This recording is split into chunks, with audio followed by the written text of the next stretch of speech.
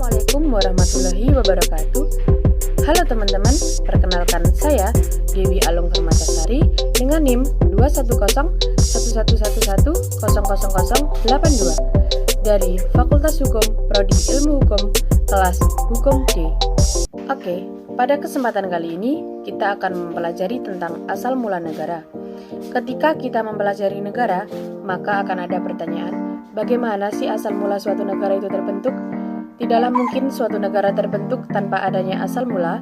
Oleh karena itu, pada bagian ini kita akan membahas bagaimana asal mula suatu negara. Ada beberapa teori yang menjelaskan tentang asal mula suatu negara, yaitu teori teokrasi, teori hukum alam, teori perjanjian masyarakat, teori kekuatan, teori positivisme, teori organis, teori garis kekeluargaan, dan teori modern. Yang pertama, ada teori teokrasi. Teori teokrasi atau teori ketuhanan merupakan salah satu teori yang mengkonstruksi tentang asal mula negara. Teori teokrasi mempunyai kaitan dengan asal mula negara terdiri atas dua teori, yaitu teori klasik dan teori modern. Teori klasik menyatakan bahwa otoritas kekuasaan berasal dari Tuhan dan kemudian diberikan secara langsung kepada manusia yang memerintah. Manusia yang mendapat kekuasaan tersebut dianggap sebagai titisan Tuhan. Teokrasi turut memperkuat tingkat kepercayaan manusia yang meyakini bahwa kekuasaan atau kejadian yang terjadi adalah milik Tuhan, termasuk tentang asal mula negara yang tidak lain adalah kehendak atau ketetapan dari Tuhan. Teori teokrasi yang kedua adalah teori teokrasi modern. Teori ini juga menyatakan bahwa kekuasaan berasal dari Tuhan, tetapi dengan perspektif yang agak berbeda. Teori ini mengamini bahwa kekuasaan berasal dari Tuhan dan diberikan kepada manusia tertentu dalam suatu proses sejarah tertentu. Teori selanjutnya yang turut menjelaskan asal mula negara adalah teori hukum alam. Teori hukum alam menekankan pada hukum alam sebagai asal mula dari negara. Hukum alam ada yang sifatnya irasional dan rasional. Hukum alam yang irasional dapat ditemukan dengan menggunakan metode induktif. Adapun hukum alam yang irasional adalah hukum alam yang ditemukan melalui metode deduktif. Berangkat dari dua dasar tersebut, maka teori hukum alam lahir dan kemudian ikut terlibat mengkonstruksi ilmu-ilmu, termasuk ilmu negara. Sifat hukum alam yang abstrak dan universal membuat hukum alam lebih alamiah, karena tidak dibuat oleh negara atau kekuasaan secara langsung. Teori yang ketiga adalah teori perjanjian masyarakat. Teori perjanjian masyarakat diperkenalkan oleh tokoh yang bernama Thomas Hobbes. Hobbes menyatakan bahwa yang berlaku pada masa sebelum adanya negara adalah hukum rimba. Di masa tersebut, yang berlaku adalah prinsip homo homini lupus, yang berarti manusia menjadi serigala bagi manusia lain. Selain itu, juga berlaku prinsip bellum omnium contra omnes, yang artinya semua lawan semua. Kemudian untuk mengakhiri hukum rimba di tengah masyarakat, maka masyarakat membuat kontrak sosial atau perjanjian masyarakat. Selain Hobbes, John Locke juga merupakan salah satu tokoh pencetus teori perjanjian masyarakat. Beliau menyatakan bahwa manusia pada dasarnya secara alamiah sudah mempunyai hak-hak asasi. Hak-hak tersebut meliputi hak hidup, hak kemerdekaan, dan hak milik. Sebagai wujud untuk melindungi hak-hak tersebut, maka dibuatlah kontrak sosial. Teori yang keempat adalah teori kekuatan. Teori kekuatan juga dapat disebut sebagai teori kekuasaan. Teori kekuatan sendiri dapat dibagi menjadi dua, yaitu teori kekuatan fisik dan teori kekuatan ekonomi.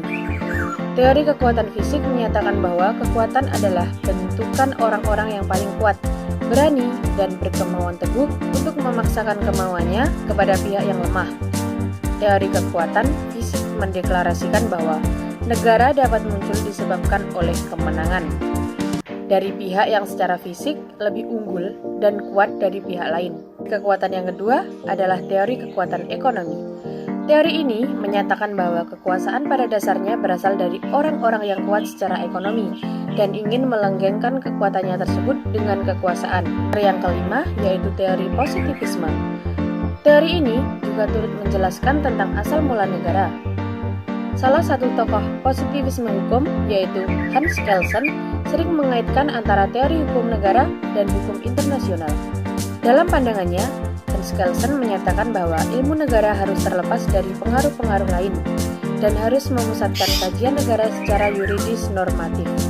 Asal mula negara adalah salah satu problem karena sifatnya yang tidak murni hukum. Dengan demikian, Hans Kelsen berpandangan bahwa asal mula negara merupakan objek kajian filsafat hukum, sehingga tidak dapat dibicarakan dalam tataran ilmu negara. Teori yang keenam adalah teori organis. Teori organis dalam kaitan dengan asal mula negara lebih mensimulasikan negara seperti anatomi manusia.